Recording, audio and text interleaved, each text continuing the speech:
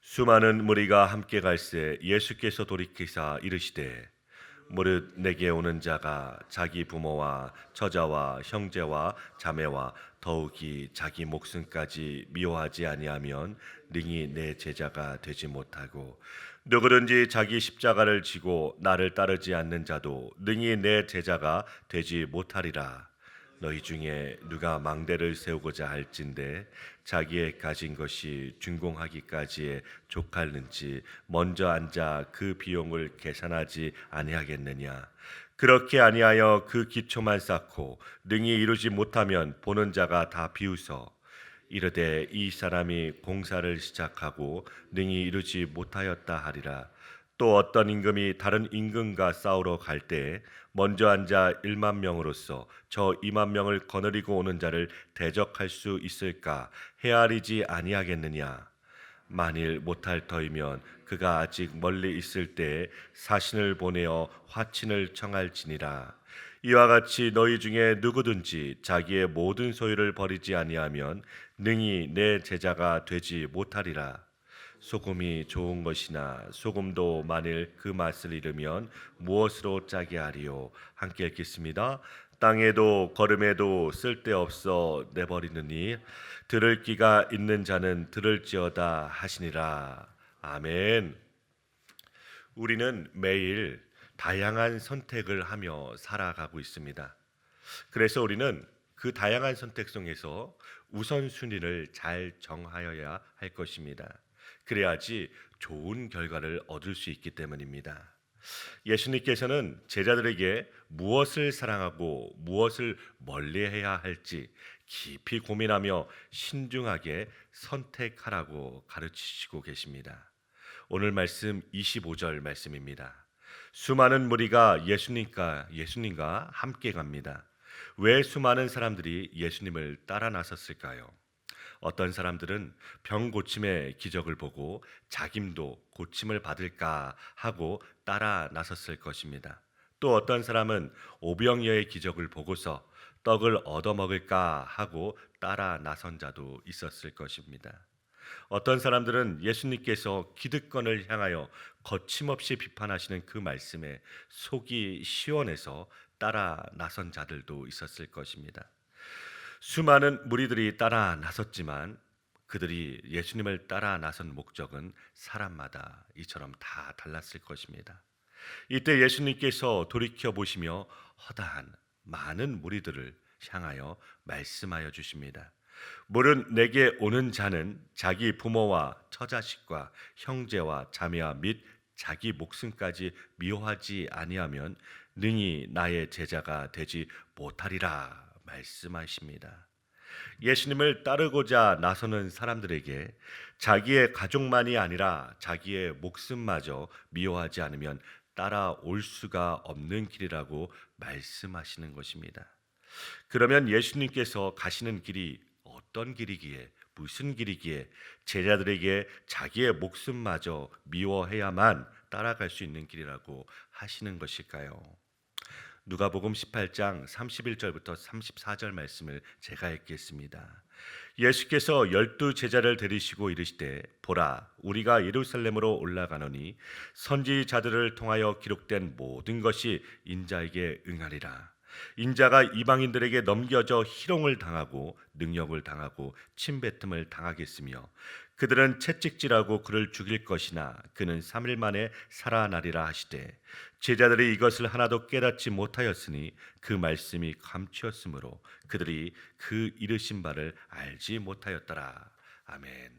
예수님께서 굳게 결심하시고 가시는 길은 예루살렘이며 그곳에서 능력을 받고 침뱉음을 받고 채찍에 맞고 죽으신 후에 3일 만에 살아나시는 길입니다. 그러나 제자들이 이것을 하나도 깨닫지 못하는 것입니다. 예수님께서 예루살렘으로 올라가시면 왕으로 등극하는 줄 알고 서로 높은 자리 차지하기 위하여 시기와 질투와 경쟁을 하면서 따라 나선 것입니다. 제자들이 이러하다면 다른 많은 무리들은 더 말할 것도 없는 것입니다. 그러므로 예수님의 길이란 바로 십자가의 길입니다. 그렇다면 제자의 길도 당연히 십자가의 길인 것입니다. 예수님께서는 오늘 말씀에서 제자의 길에서 아무런 보상도 말씀하시지 않으십니다. 아무런 보상도 말씀하시지 않으시고서 예수님을 따르는 길이 어떤 것인지만 말씀하시는 것입니다. 한마디로 자기를 부인하는 것입니다. 자기를 부인한다는 것은 내 욕심을 조금 줄이고 남보다 수고를 조금 더 하는 것을 가지고 자기 부인이라고 하는 것이 아닙니다. 자기 부인이란 자기 자신과 자기의 소원을 포기하는 것입니다. 내가 십자가를 지고 가기 때문에 다른 사람보다 더 나은 보상이 따를 것이라는 기대조차 없는 것이 십자가를 지고 따르는 길입니다. 이러함에도 예수님께서는 따라 나서시겠냐고 물으시고 계시는 것입니다. 예수님을 따라 나서는 제자의 길이 무엇인지 엄밀하게 계산해보고 따라오라고 말씀하십니다. 28절부터 30절 말씀입니다. 어떤 사람이 망대를 세우려고 하면 준공하기까지 비용이 얼마나 들지 예상하고서 이를 진행한다는 것입니다.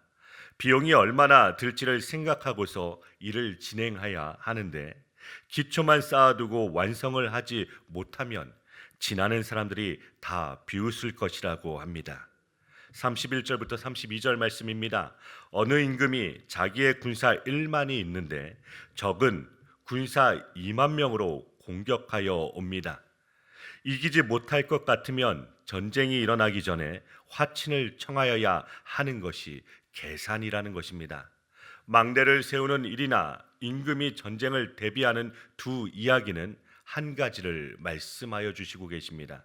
그것은 우리가 예수님을 따른다고 할 때 어떤 대가를 치러야 하는지를 예상해 보고서 따라오라는 것입니다. 33절 말씀입니다. 이와 같이 너희 중에 자기의 모든 소유를 버리지 아니하면 능히 내 제자가 되지 못하리라 말씀하십니다. 우리의 소유가 무엇이 있습니까? 자신의 소유라는 것을 다 버리지 아니하면 예수님의 제자가 될 수 없다는 것입니다. 마태복음 19장 16절에서 30절 말씀에서는 어떤 사람이 예수님께 어떻게 하여야 영생을 얻을 것인가를 묻고 있습니다. 이에 예수님께서는 율법을 지키라고 말씀하시지요.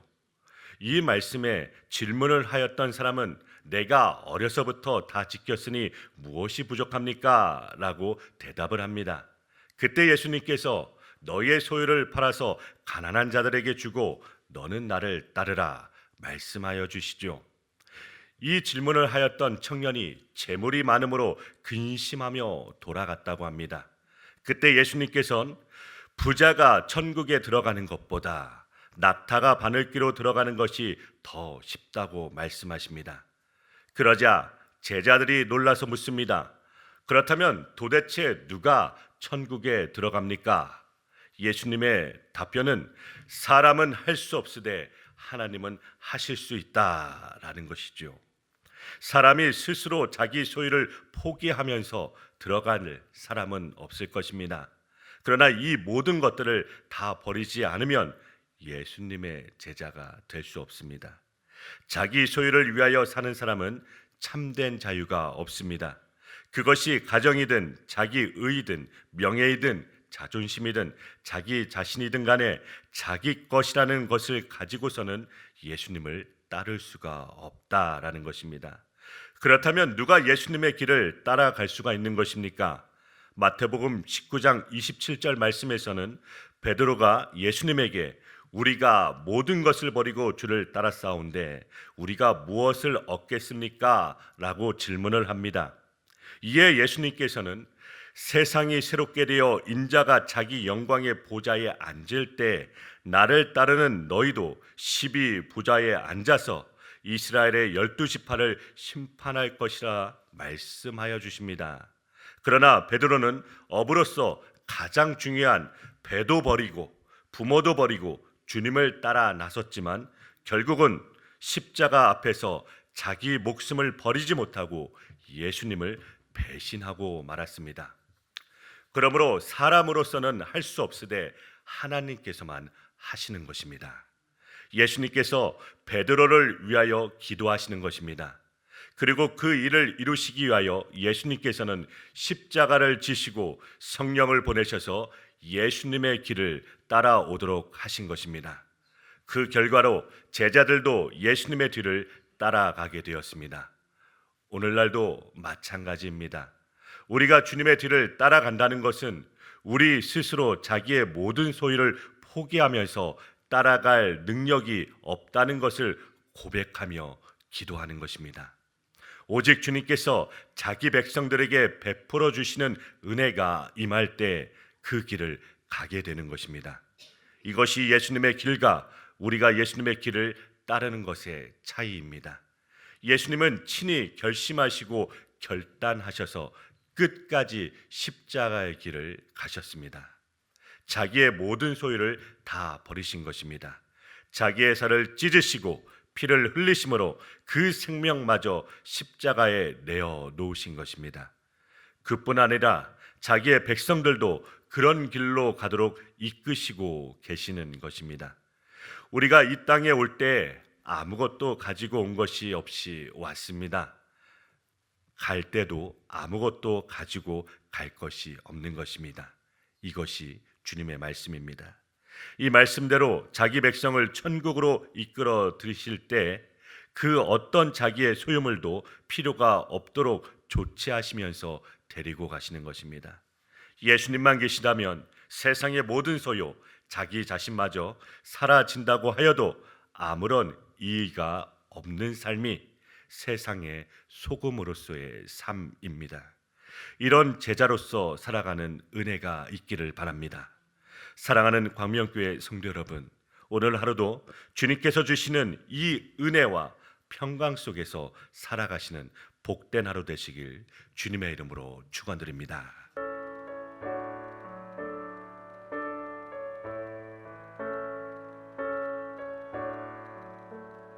내 모든 시